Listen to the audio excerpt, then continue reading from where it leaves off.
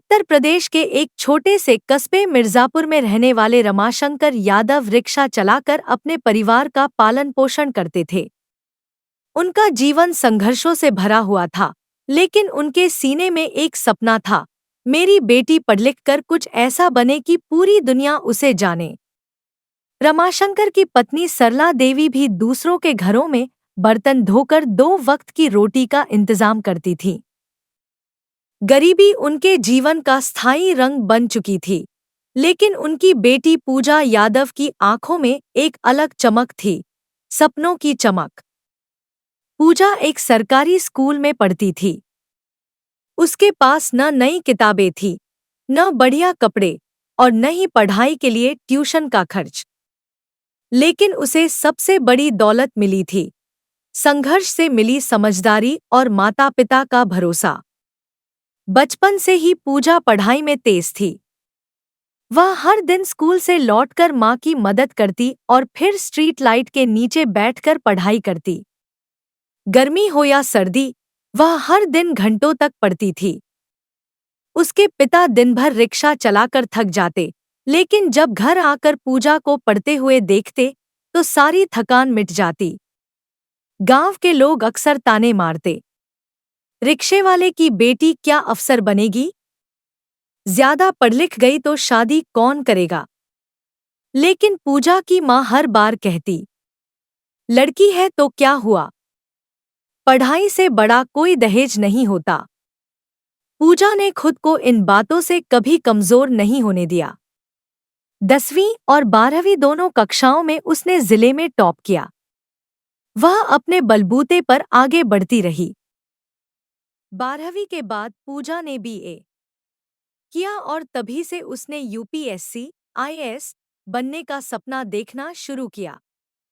यह सपना छोटा नहीं था, बड़े-बड़े कोचिंग सेंटर, महंगी किताबें, बड़े शहरों की होड़, और उनके पास थे सिर्फ 1,000 रुपए महीना और माँ-बाप की मेहनत।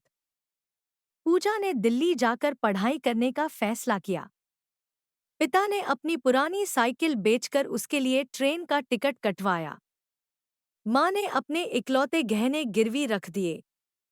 दिल्ली जाकर पूजा ने एक छोटी सी जगह में किराए पर कमरा लिया और एक स्थानीय लाइब्रेरी में बैठकर तैयारी शुरू की। उसने ट्यूशन पढ़ाकर अपनी ज़रूरतें पूरी की, पुराने छात्रों से नोट्स मांगे और दिन में 10 से 12 घंटे पढ़ाई की। पहले प्रयास में पूजा प्रारंभिक परीक्षा प्रीलिम्स ही पास नहीं कर पाई। घर लौटते समय उसकी आंखों में आंसू थे, लेकिन जब पिता ने पूछा, क्या हुआ बेटी?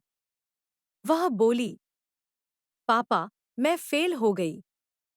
पिता ने मुस्कुराकर कहा, तो क्या हुआ? तू फिर से दे, मैं फिर रिक्शा चलाऊंगा। तेरा सपना कभी नहीं रुकेगा। पूजा ने हार नहीं मानी। अगले वर्ष उसने पहले से ज्यादा मेहनत की। दूसरे प्रयास में वह प्रीलिम्स पास कर गई, लेकिन मेंस में उसका चयन नहीं हुआ। इस बार उसके हौसले थोड़े डगमगाए। लाइब्रेरी में बैठकर वह चुपचाप रोई। लेकिन फिर उसने माँ की आवाज याद की, बेटा, हार मत मान, तू जब चलेगी तो लाखों लड़कियों के लिए रास्ता खुलेगा। तीसरे प्रयास में पूजा ने प्रीलिम्स, मेंस और इंटरव्यू तीनों चरण पार किए।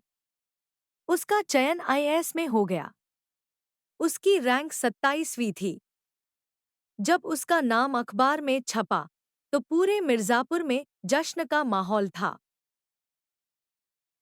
पिता ने उसी पुराने रिक्शे को फूलों से सजाया और पूरे मोहल्ले में घुमाया।